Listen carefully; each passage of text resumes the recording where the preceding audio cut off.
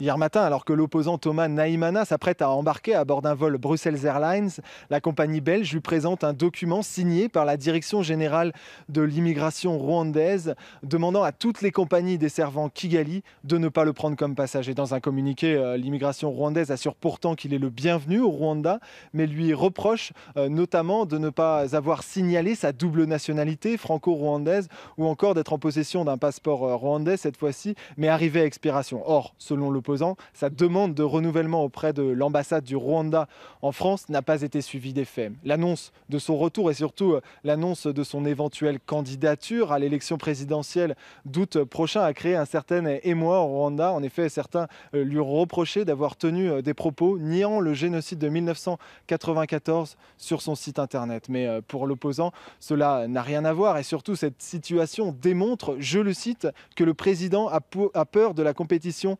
démocratique. Même si la constitution rwandaise consacre le multipartisme, il n'existe pratiquement pas d'opposition à l'intérieur du pays où toutes les strates de la société sont contrôlées par le FPR de Paul Kagame.